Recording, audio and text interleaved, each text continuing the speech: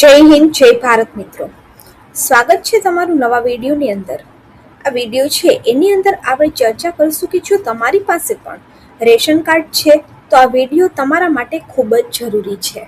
કારણ કે સરકાર રેશનની અંદર તમને જે વસ્તુઓ મળે છે એની અંદર રેશન આપવાની પદ્ધતિમાં સૌથી મોટો ફેરફાર લાવી રહી છે.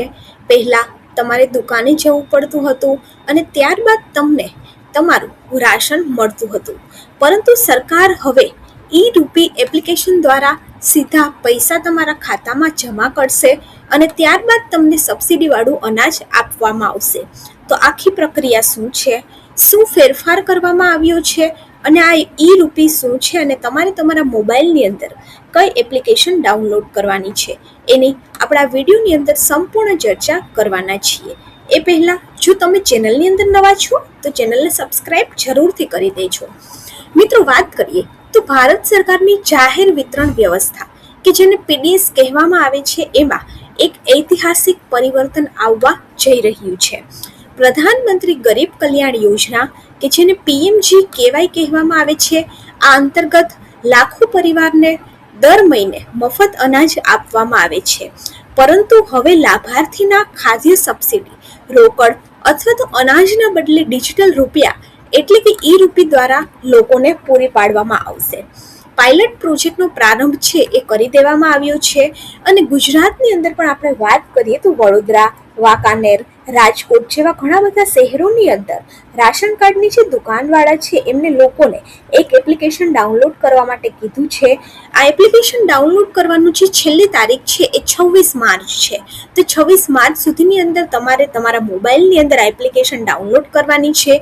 ત્યારબાદ ડિજિટલ કરન્સી સ્વરૂપે પૈસા તમારા ખાતાની અંદર આવશે અને ત્યારબાદ તમને મફત અનાજ મેળવવાનું રહેશે. મિત્રો, વાત કરીએ તો સબસિડી વિતરણની નવી અને સુરક્ષિત પદ્ધતિ શું છે, તો કે અત્યાર સુધીમાં રેશન કાર્ડ ધારકોને સબસિડીનો લાભ કાં તો સીધા અનાજના રૂપમાં મળતો હતો અથવા તો ડાયરેક્ટ બેનિફિટ ટ્રાન્સફર દ્વારા બેંક ખાતાની અંદર રોકડ જમા થતી હતી. જો કે નવી સિસ્ટમ હેઠળ દરેક પાત્ર લાભાર્થી માટે એક સમર્પિત ડિજિટલ વોલેટ છે એ બનાવવામાં આવશે અને સરકાર આ વોલેટની અંદર ઈ-રૂપિયાના સ્વરૂપના સબસિડી છે એ જમા કરશે. આ ડિજિટલ ચલણની ખાસિયત એ છે કે તેનો ઉપયોગ માત્ર ને માત્ર રાશન ખરીદવા માટે જ તમે કરી શકશો, જેનાથી સબસિડીના નાણાંને અન્ય દુરુપયોગ કરવાનું જોખમ છે એ નાબૂદ થઈ શકે. મિત્રો, વાત કરીએ તો આ પ્રોજેક્ટ હેઠળ લાભાર્થી માટે સૌથી મોટી રાહતની વાત એ છે કે હવે રાશન મેળવવા માટે તેમને વારંવાર અંગૂઠો લગાવવાની કે બાયોમેટ્રિક નિષ્ફળ જવાની સમસ્યા છે એમાંથી મુક્તિ મળશે. કારણ કે આ સિસ્ટમ ઈ-KYC આધારિત હોવાથી પ્રક્રિયા ઝડપી અને ભૂલ રહિત આની અંદર બનશે. અનાજની જે ગુણવત્તા છે એ તથા જથ્થાની રિયલ ટાઈમ વિગતો ગ્રાહકને SMS દ્વારા તુરંત જ પ્રાપ્ત થશે. મિત્રો, વાત કરીએ તો ભારતીય અર્થતંત્રની અંદર ડિજિટલ ક્રાંતિના એક નવા અધ્યાય તરીકે રિઝર્વ બેંક ઓફ ઇન્ડિયા દ્વારા પ્રેરિત CBDC કે જેને સેન્ટ્રલ બેંક ડિજિટલ કરન્સી આધારિત પાયલટ પ્રોજેક્ટ હવે જાહેર વિતરણ પ્રણાલીને એક નવી ઊંચાઈએ લઈ જશે. આ નવીન વ્યવસ્થાને કારણે રેશન કાર્ડ માત્ર એક દસ્તાવેજ જ નહીં પરંતુ એક ડિજિટલ વોલેટ તરીકે કાર્ય કરશે, જે સબસિડી વિતરણની અંદર પારદર્શકતાનો એક નવો યુગ લાવશે. આ પ્રોજેક્ટનો જે મુખ્ય ઉદ્દેશ્ય છે એ ડાયરેક્ટ બેનિફિશરી ટ્રાન્સફરને વધુ સક્ષમ અને સુરક્ષિત બનાવવા માટે સબસિડી વિતરણની અંદર પારદર્શકતા અને સુરક્ષા સુનિશ્ચિતતાનો છે. આ વ્યવસ્થા હેઠળ મિત્રો સબસિડીની રકમ રોકડને બદલે ડિજિટલ ટોકન સ્વરૂપે લાભાર્થીના પંજાબ નેશનલ બેંક સાથે જોડાયેલા ડિજિટલ વોલેટની અંદર સરકાર દ્વારા જમા કરવામાં આવશે. આનાથી સરકારી સહાય સીધી જ સાચા લાભાર્થી સુધી પહોંચશે અને વચગાળાના જે લોકો છે એની ભૂમિકા સંપૂર્ણપણે નાબૂદ થશે. મિત્રો, સામાન્ય નાગરિકો પણ આ આધુનિક ટેકનોલોજીનો સરળતાથી ઉપયોગ કરી શકે તે માટે એક વિશેષ વ્યવસ્થા કરવામાં આવી છે. સ્માર્ટફોન યુઝર રેશનિંગની દુકાને માત્ર QR કોડ સ્કેન કરી અને ચૂકવણી કરી શકશે. સામાન્ય મોબાઈલ યુઝર કે નાગરિકો પાસે સ્માર્ટફોન નથી તેમના રજિસ્ટર્ડ મોબાઈલ નંબર ઉપર 16 અંકના વિશિષ્ટ કોડ દ્વારા ટોકન રિડીમ કરી શકાશે અને લાભાર્થીને મળતી કૂપનની તમામ વિગત ગુજરાતી ભાષાની અંદર ઉપલબ્ધ રહેશે. તેથી જાણી શકાશે કઈ વસ્તુ કેટલી માત્રામાં મળવાપાત્ર છે. મિત્રો વાત કરીએ તો દેશની અંદર અત્યારે 80 કરોડથી વધારે લોકો જે છે એ જાહેર વિતરણની વ્યવસ્થાની સાથે જોડાયેલા છે. એક રાષ્ટ્ર એક રેશન કાર્ડ એટલે કે વન નેશન વન રેશન, ત્યારબાદ રૂપીની એન્ટ્રી રેશન વ્યવસ્થાની અંદર વધારે મજબૂતી લાવશે. સરકારનો જે મુખ્ય ધ્યેય છે એ સબસિડીનો દરેક રૂપિયો કોઈ પણ વચ્ચેના ભ્રષ્ટાચારી લોકો સુધી ન પહોંચે અને ડાયરેક્ટ લાભાર્થી સુધી પહોંચે એ ઉદ્દેશ્ય છે. જો ખાદ્ય સબસિડીની અંદર આ પ્રયોગ સફળ થશે તો ભવિષ્યની અંદર અન્ય સામાજિક સુરક્ષા જેવી કે ખાતરની સબસિડી, કેરોસીનની સબસિડીની અંદર પણ આ રૂપીનો ઉપયોગ કરવામાં આવશે. મિત્રો વાત કરીએ તો નવી વ્યવસ્થા હેઠળ લાભાર્થીએ પોતાની વ્યાજબી દુકાન ઉપર જઈ અને QR કોડ અથવા તો કૂપન બતાવી અને ચૂકવણી કરવાની રહેશે. વ્યવહાર પૂર્ણ થતાની સાથે જ સબસિડીની રકમ સીધી જ દુકાનદારના ખાતામાં જમા થઈ જશે અને એનાથી અનેક ફાયદા થશે. દરેક વ્યવહારનો ડિજિટલ રેકોર્ડ તરત જ નોંધાશે અને અંગૂઠાનું નિશાન ન આવવું અને સર્વર ડાઉન જેવી જે સમસ્યા છે એનાથી પણ છુટકારો મળશે. મિત્રો વાત કરીએ તો આની અંદર તમારે તમારા મોબાઈલની અંદર PNB ડિજિટલ રૂપીસ જે છે એને ડાઉનલોડ કરવી પડશે. એટલે કે પંજાબ નેશનલ બેંક દ્વારા RBIના સહયોગથી ડિજિટલ રૂપિયા વોલેટ જે છે એ લોન્ચ કરવામાં આવ્યું છે.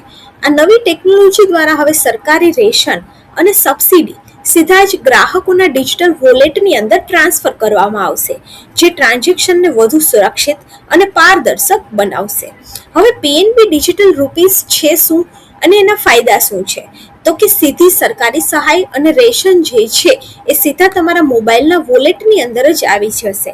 આનાથી બ્લોકચેન આધારિત ડિજિટલ ટેકનોલોજી દ્વારા ટ્રાન્ઝેક્શન વધુ સુરક્ષિત થશે અને તમારા ડિજિટલ રૂપિયા વોલેટને તમે UPI QR કોડ સાથે પણ જોડી શકો છો. એટલે કે સામાન્ય UPI જેવી રીતે તમે પેમેન્ટ આની અંદર કરી શકો છો. હવે તમારે આ એપ્લિકેશન ડાઉનલોડ કરવા માટે કયા કયા દસ્તાવેજ જોશે? તો કે આના માટે આધાર કાર્ડ, રેશન કાર્ડ અને એક એન્ડ્રોઈડ મોબાઈલ ફોન. હવે આધાર કાર્ડ અને રેશન કાર્ડ બંનેની સાથે તમારો મોબાઈલ નંબર છે એ લિંક હોવો જોઈએ અને એપની અંદર ઓનલોડિંગ કરવા માટે તમારે નજીકની PNB શાખાનો સંપર્ક કરવો પડશે. મિત્રો વાત કરીએ તો આ જે છે એ ગૂગલ પ્લે સ્ટોરની અંદર PNB રૂપીસની એપ્લિકેશન છે. આ PNB ડિજિટલ રૂપીસ એપ્લિકેશન જે છે એ તમારે તમારા મોબાઈલની અંદર ઇન્સ્ટોલ કરવાની છે. એકવાર તમે ઇન્સ્ટોલ કરશો એટલે આવું એક આવશે. એમાં તમારે અહીંયા ઉપર એન્ટરમાં જવાનું છે.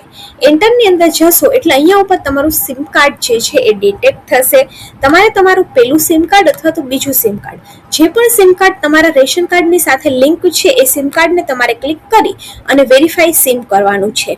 એકવાર તમારું સિમ કાર્ડ વેરીફાઈ થઈ જશે ત્યારબાદ તમને અહીંયા દેખાશે કે તમારું સિમ કાર્ડ સક્સેસફુલી વેરીફાઈ થઈ ગયું છે અને ત્યારબાદ તમારા વોલેટની અંદર તમારે એક પિન જનરેટ કરવાની રહેશે. એકવાર પિન જનરેટ થઈ જશે ત્યારબાદ બધી જ વખત તમે પિનની મદદથી તમારું અકાઉન્ટ જે છે એ એટલે કે ઓનલાઈન એપ્લિકેશન ખોલી શકશો. હવે આ જે છે એકવાર તમારી બધી પ્રક્રિયા પૂર્ણ થઈ જશે એટલે આવું એક હોમ પેજ આવી જશે.